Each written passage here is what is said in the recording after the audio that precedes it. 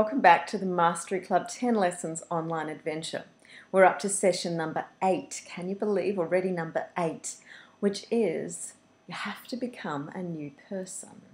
But before we leap into that, how are you going with your goals? Remember, grab that piece of paper and do the update. My goal was this.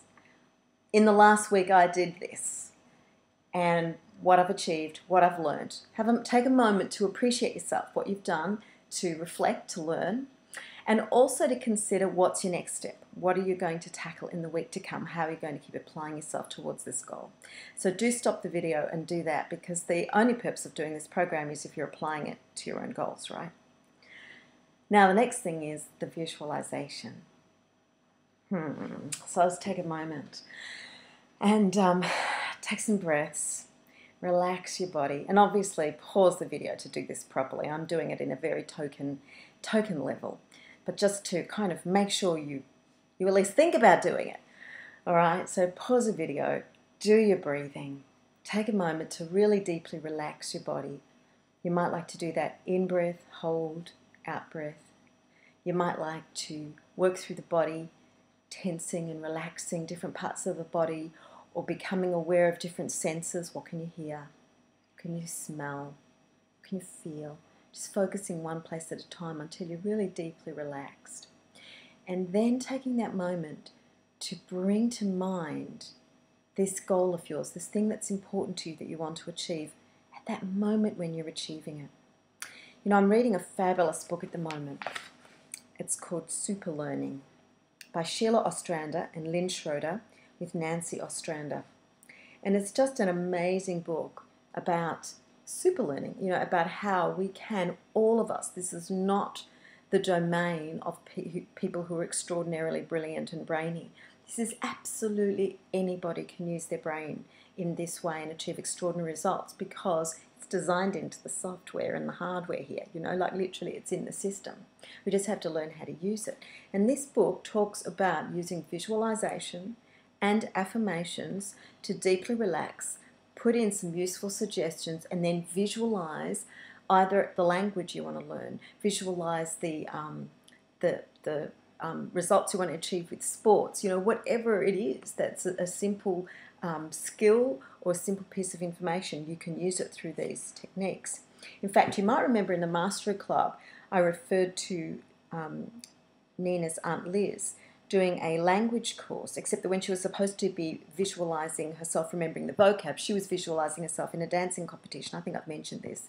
And in fact, that is something that I did. And the program that I did was based on this material and something called Suggestopedia, which is really revolves around the importance of relaxation and visualization.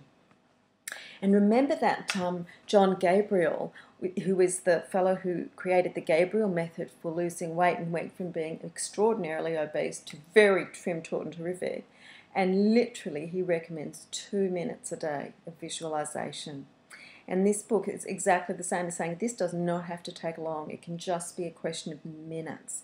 But when we do deeply relax and then we visualize this thing that's important to us, we can achieve extraordinary results. Remember that there is a part of the brain that can't tell the difference between real and imagined. So stop the video now and do your visualization. Did you do it?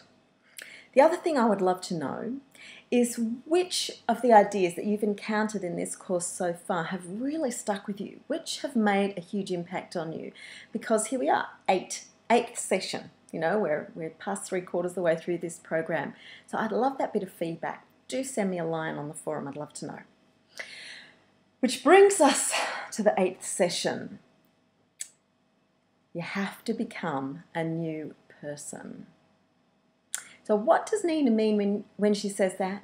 She means that the you who set the goal is going to be very different to the you who achieves the goal. And that's pretty logical and common sense, isn't it? Because here you are, you know, setting the goal, and then you travel along and go through the various processes and take the actions and so forth and change your habits and all those things. And so when you finally achieve it, you're actually over here. And so that makes sense that there would be this, that you're actually a different person. You've grown in the process between here and here. And I want to talk about growing. It's a big theme through this session.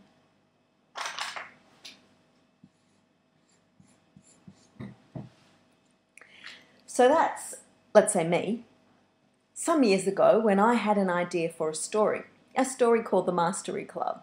And all I had was an idea for a story, and I just wrote that story. And then, having written it,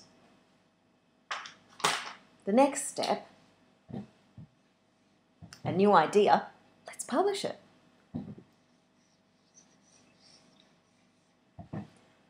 Stepped outside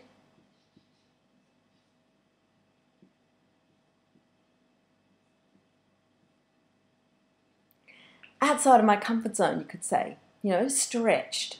So a new idea and then stretched into new actions to take action on this idea of publishing the book myself.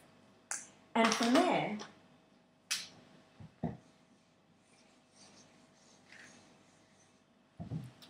more and more and more growth, more and more stretching as more ideas come to me and I tackle new things and stretch and grow and take on new behaviours and new challenges. And that's really what it's all about, isn't it? We start off with a little idea and then we gradually grow into bigger and bigger possibilities. Yeah? And growing is very much the theme of this session. In fact, I've put together a little formula, you could say, for mastery that revolves totally around the word grow. So let's have a look at this. I think I'll get rid of this first. Hang on. Okay, so the grow formula to becoming a master. G, what's the G for? What do you reckon? I'll have to give it away straight away because I can't hear your answer. Goals, okay? It's about goals. The thing is that the more goals that we stretch ourselves to go after, the more we grow, right? That was the whole point of that little picture I just drew, is that our goals grow as we grow, right? And as we go after our goals, we grow. Anyway, it's a bit circular, right? But you get my point. So the activity that I'd like you to do and post on the forum, if you dare, is to write a list of 100 goals, 100 things you would like to achieve, to be, to do, to have, to go, to experience, whatever, 100 things. I also set this task in my writing course because when people are writing, the more experiences they've had, the more material they have that they can write about authentically. So the more experiences, the more material, the more resources that you have as a writer. In our own lives, in everybody's life, the more experiences that we have, the more wisdom we have, the more mistakes we get to make, the more we learn, the more wisdom, and the more really power over different experiences, over different, different levels of mastery. So goals, achieving new goals is very much linked to mastery, and of course you want to make sure that you smart those goals. So your task is to come up with, or at least start, a list of 100 goals, 100 things that you would like to do, to be, to have, to whatever, right? Start to smart them because that's around creating a strategy. Remember that when you just have the goal as an end thing you'd like to have, that's a fantasy really. It becomes a goal when we actually come up with a strategy and we've got a plan and we commit ourselves to achieving it. And the thing is to know as well is that in our brain we have lots of little brain cells, right? And intelligence is not a function of how many brain cells you have so much as how well your brain is networked up, the pathways between all of those brain cells. And so the more new experiences that you have, the more highly networked your brain is. So you see, this is good for your brain. This is good for intelligence, okay? Not only intelligence, but also intuition. Because the more new experiences that you have, the more networked up that your brain is, the more rapidly impulses can move around through the brain, and that can give you that sense of having intuition, of having ideas just popping out of nowhere because they're just following pathways much more quickly and much more, lateral pathways rather than the same old highway. They've got back routes and all sorts of other places they could take, shortcuts, right? So G, goals, list of 100. Smart them. Remember to always smart them on your way to achieving them. Share some of them in the forum, okay? And we'll have a look at R. Ralph Marston said, "The value of an ambitious goal is not measured by what it will bring you. The worth of a goal is measured by what it will make of you in the process of following and attaining it." I think that is an absolutely brilliant statement. You see, the goal really is like a carrot, right? And the carrot, is really just the incentive to take the journey. Yeah? So we set the goal because there's a carrot out in the distance and we want the carrot. So we go after the carrot, the goal, right? But really it's not about the carrot. It's about the journey. It's about the process, the who we become along the way. Because you know, when we get to the carrot, chances are we'll enjoy it for a while and then there'll be another carrot, won't there? So it was never about the carrot. It was never about that goal. It was about the journey. The carrot. It's just a carrot to get us to take the journey. The R. What does the R stand to in my little GROW formula for mastery? Well, to me, the R is about responsibility.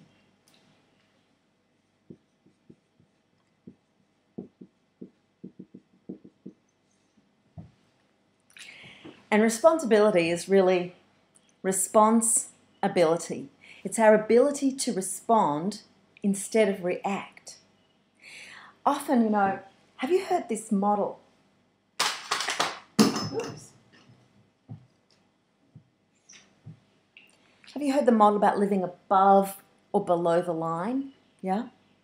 So above the line is where responsibility lies. Below the line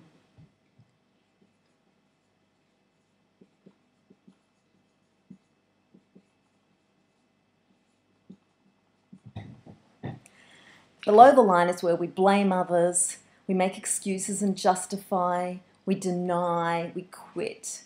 All those sorts of things are below the line. Living a life above the line is much more challenging and also much more satisfying and rewarding. Some of the benefits of being responsible are that we are given more opportunities because people find us reliable, they can trust us.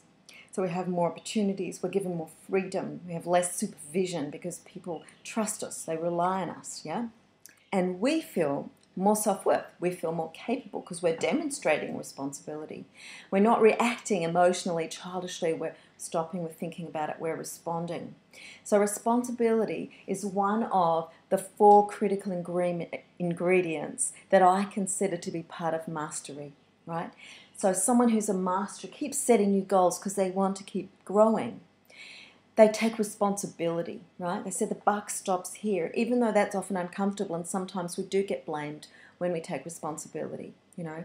And so it does take character. In fact, Dr. John DeMartini says that the more criticism you can take, the more blame, the more criticism, the more leadership qualities you have.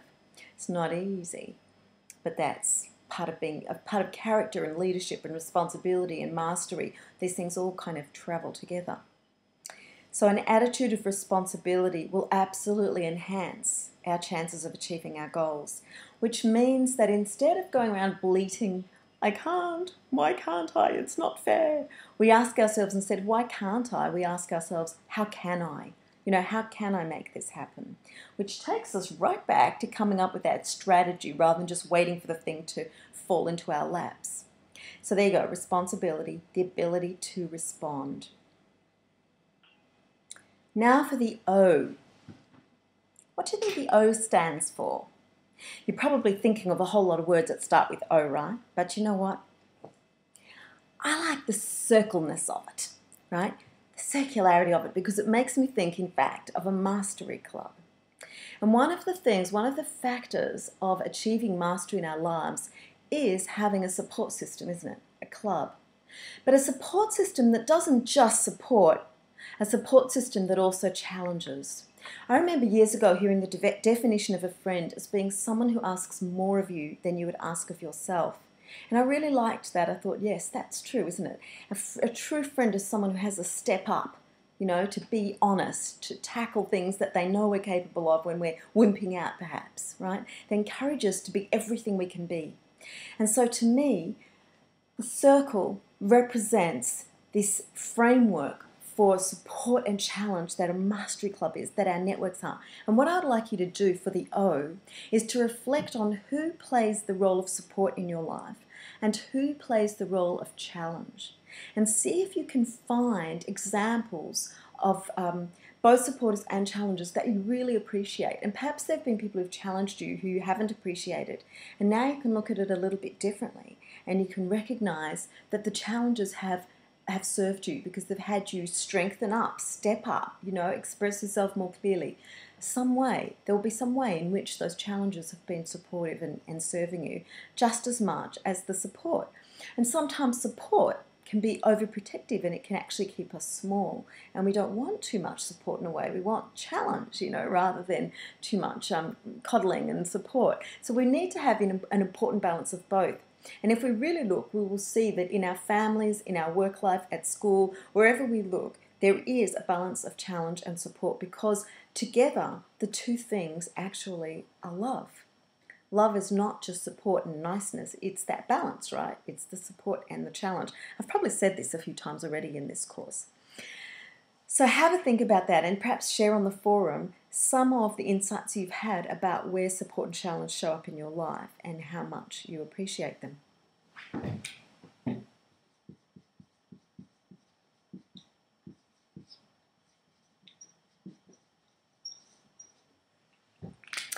The other thing about that circle is the wholeness.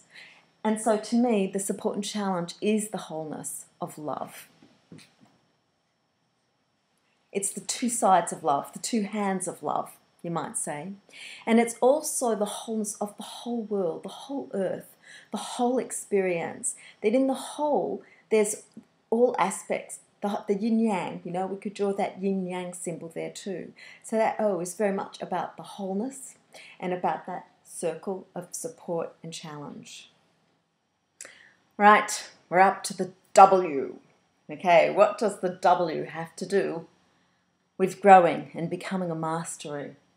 Well, to me, there are a few things here with this old W. And one is wisdom. To me, that W stands for wisdom. And in the process of arriving at wisdom, we make a lot of mistakes. That's literally how we arrive at wisdom. Do you know how many inventions and things have been discovered through a mistake that someone made? Quite a few. It's really worth exploring. In fact, have you seen the movie The Lion King? There's a fantastic scene when Simba, the lion, is bemoaning his terrible guilt about his mistakes from the past. And Rafiki comes up to him and hits him on the head with his staff. And Simba jumps and says, "Why did you do that?" And Rafiki says, "It doesn't matter. It's in the past." And then he goes to hit him again. And this time, Simba ducks. And Rafiki points out, "You see, you learnt. You learnt from that pain that's in the past." So something I'd like you to do in relation to the W is to consider some of the mistakes that you've made or that you feel you've made, things you've perceived as mistakes, and consider how you've learnt from them. Perhaps you'll share some of those in the forum. What are some of the things that you've done that in the moment when they happened, in the past, you thought that was stupid, I shouldn't have done that? And then as time has gone on, you were able to, or you can now see how that served you, how that experience served you. You can see what you gained and what you learnt from it. Because we don't stay stuck in the past, do we? We keep evolving. We're human beings rather than human wases, right? So it would be great to just have a little exchange on the forum as to what you've learnt from some of the mistakes you've made, because literally, what's a mistake? It's just a mistake. So take 2, take 3, take 4, however many takes you need to take to get yourself back on track. In fact, this is a little promo, a little aside for something else I've written. I've got a little play that I wrote for kids called The Wash House Blues, and it's all about a character called Miss Takes. So it's about that whole business of making mistakes. It's on the website. You can have a bit of a read of it. And if you are interested in holding a play, well, go ahead. Let me know. I'd love to see it. It's also, I think, no coincidence that we walk right foot, left foot, not right foot, wrong foot. Yeah? We just walk right foot, left foot, right foot, left foot.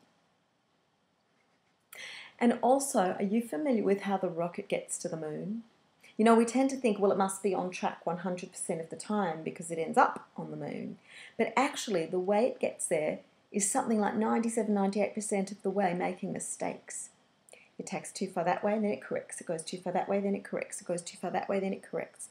And so it makes its whole way to the moon correcting errors. Right? And that's us, that's life. You know, we just learn from error, all the way. That's life. So don't beat yourself up for your mistakes. They're meant to be there. It's how we learn. And the more mistakes we're willing to make, the more we learn, really. You know, often it's the people who are willing to be silly and take risks and put themselves out on the edge who learn most and attain the highest positions of leadership and the greatest satisfaction in their lives, because they were willing to make mistakes rather than stay in that comfort zone of safety, right? Okay.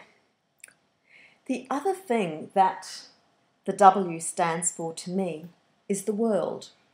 And that is that as you follow this process of setting and achieving goals, of taking responsibility, of working with support and challenge in a mastery club or a support system of some kind, of learning from your mistakes and accruing wisdom, you will be making such a contribution to the world. You know that for each one of us who steps up and trusts ourselves and does take action on what we would love to do, we create safety, we create an example, we create inspiration for the people around us. And when we do what we love, we're more relaxed, we're more enthusiastic, we're more inspired, we're more productive, we're more resourceful, we're more generous. You know, we're generally speaking, we feel better when we do the things that we love, right? When we really express ourselves. And when we do that, we tend to be kinder to the people around us. We tend to be more encouraging. We tend to give a better example.